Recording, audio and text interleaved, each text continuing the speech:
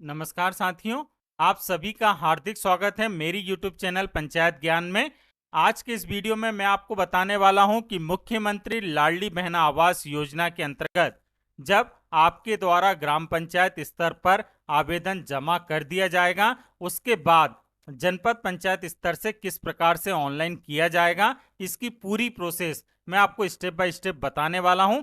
इससे पूर्व के वीडियो में मैं आपको बता चुका हूं कि आपको किस प्रकार से आवेदन फॉर्म भरना है, साथ ही उसके साथ कौन कौन से दस्तावेज लगना है।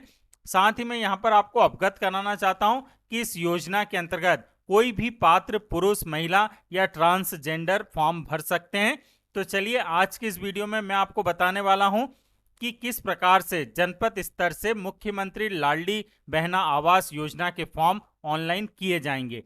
तो आप देख रहे हैं यहाँ पर आवास सॉफ्ट लिखा है, ये प्रधानमंत्री आवास योजना ग्रामीण का पोर्टल है। इस पर आवास सॉफ्ट लिखा है, इसी पर डाटा एंट्री है। तो हम डाटा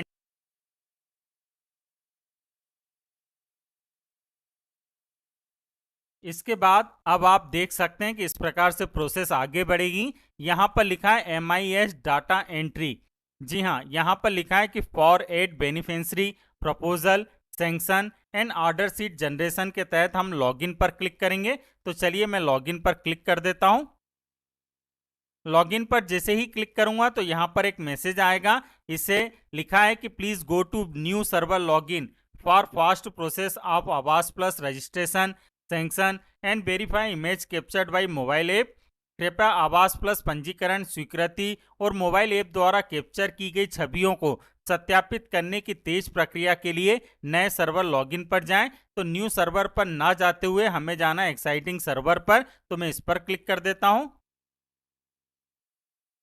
यहां पर क्लिक करने के बाद अब आप देख रहे हैं यूजर लॉगिन के तहत यहां पर फाइनेंशियल ईयर जो है वह हमें 2023-24 सेलेक्ट करना है। उसके बाद यूजर आईडी व पासवर्ड हम यहां पर दर्ज करेंगे, फिर कैप्चा कोड दर्ज करेंगे, फिर लॉगिन पर क्लिक करेंगे। तो चलिए मैं जानकारी दर्ज करके लॉगिन हो जाता हूं। जैसे ही मैंने लॉगिन पर क्लिक किया, अब आप देख रहे हैं आधार स्टेटस के तहत यहां जानकारी दिखाई देती है। इसे मैं क्लोज कर देता हूं। क्लोज करने के बाद अब हम आएंगे बेनिफिशियरी डाटा एंट्री पर। यहां पर आप देख रहे हैं कि एड बेनिफिशियरी मुख्यमंत्री लाडली बहना आवास योजना, यह नया ऑप्शन है। तो इसी पर हम क्लिक करेंगे। अब इसके बाद यहां पर ब्लॉक आ रहा है, यहां से हम पंचायत सेलेक्ट कर लेंगे। पंचायत सेलेक्ट करने के बाद उसका विलेज सेलेक्ट कर लेंगे। फिर फाइनेंशियल ईयर 2023-24 है ऑलरेडी, उसमें नेम ऑफ हेड में एक ही ऑप्शन आता है, तो उसे भी मैं सेलेक्ट कर लूंगा।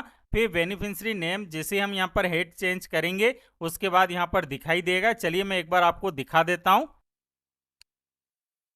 तो अब आप देख सकते हैं कि जैसे नेम ऑफ हेड पर मैंने क्लिक किया तो यहाँ पर एक ही ऑप्शन खुलता है, एड न्यू बेनिफिशियरी।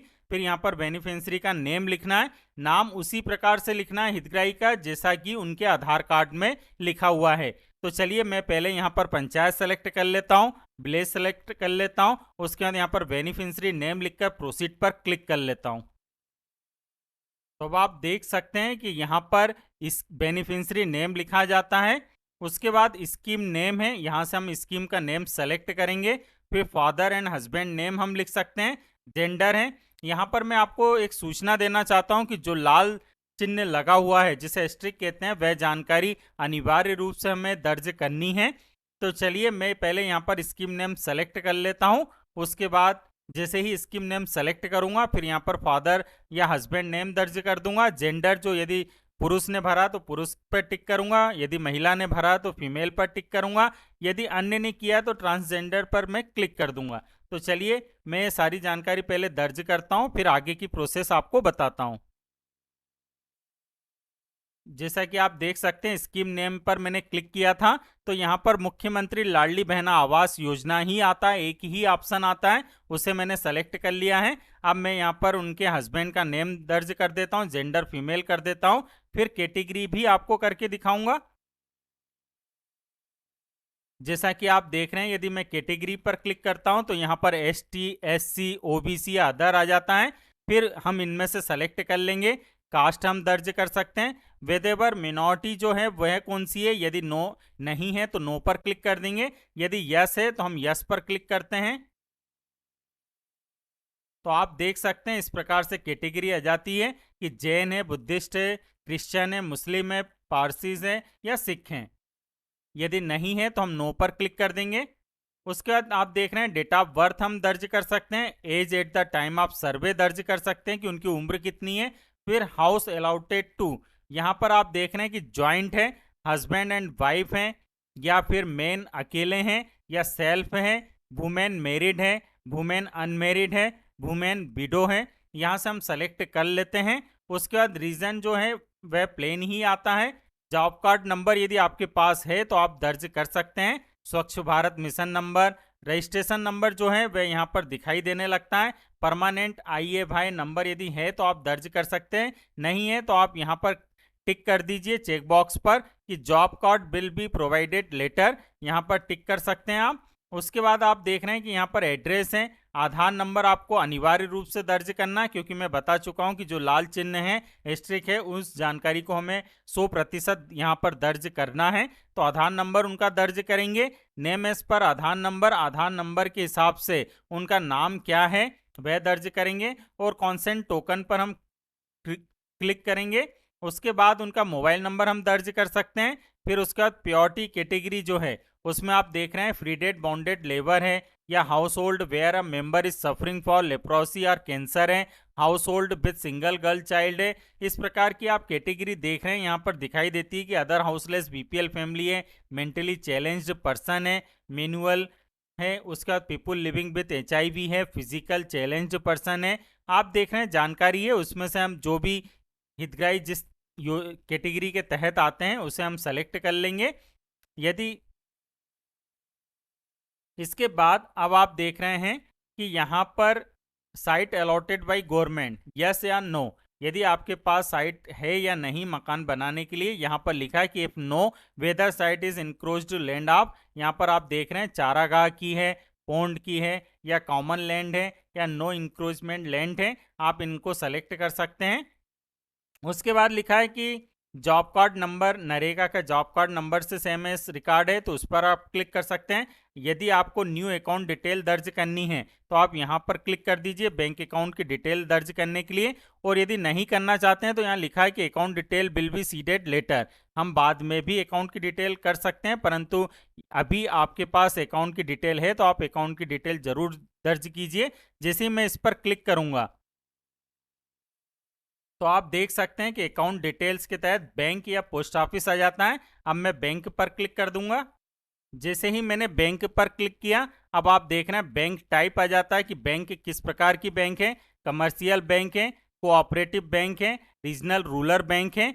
हम इनमें से किसी भी एक बैंक को यदि सेलेक्ट करते हैं तो फिर उसके बाद बैंक नेम आता है। तो यहाँ पर जितने भी बैंक हैं कमर्शियल बैंक में उनकी पूरी सूची खुलती है। उनमें से आपका जो भी बैंक है आप उससे सेलेक्ट कर लीजिए। जैसे मान लीजिए मैं एक बैंक ऑफ इंडिया को सेलेक्ट कर लेता हूं। इसके बाद फिर हमें ब्रांच नेम सेलेक्ट करना है। तो बैंक ऑफ इंडिया की जितनी भी ब्रांच है वह यहाँ पर दिखाई देगी, उसे हम यहाँ पर टाइप कर भी देख सकते हैं, मिल जाएगा आसानी से। उसके बाद जैसे आप यहाँ से अपना किसी भी ब्रांच नेम को सेलेक्ट करेंगे उसके बाद आपको यहाँ पर अकाउंट नंबर दर्ज करना है और फिर सेव पर क्लिक करना है। जैसे ही सेव पर क्लिक करेंगे तो आपका फॉर्म भरा जाएगा ऑनलाइन और आपको ऑनलाइन नंबर भी जनरेट हो जाएगा। तो चलिए मैं एक पूरा फॉर्म भरकर आपको बता देता हूँ, उसके बाद जो नंबर जनरेट होता है वह भी मैं आपको दिखा देता हूँ। फिर आप देख सकते हैं यहाँ पर सारी जानकारी दर्ज करने के बाद इस प्रकार की मैसेज आता है कि are you sure you wish to add this beneficiary. अब मैं इसे ओके पर क्लिक कर दूंगा। तो अब आप देख सकते हैं कि इस प्रकार का मैसेज आ चुका है कि बेनिफिशियरी विथ रजिस्ट्रेशन नंबर पूरा आता है, बिन रजिस्टर्ड सक्सेसफुली। बस अब इस प्रकार से फॉर्म आपका भरा चुका है। तो आज की इस वीडियो में आपने देख लिया कि किस प्रकार से मुख्यमंत्री लाडली बहना आवास योजना का फॉर्म जनपद पंचायत स्तर से ऑनलाइन किया जाएगा। इसी प्रकार के और वीडियो देखने के लिए आप चैनल पर बने रहिएगा, चैनल को सब्सक्राइब जरूर कीजिएगा। धन्यवाद।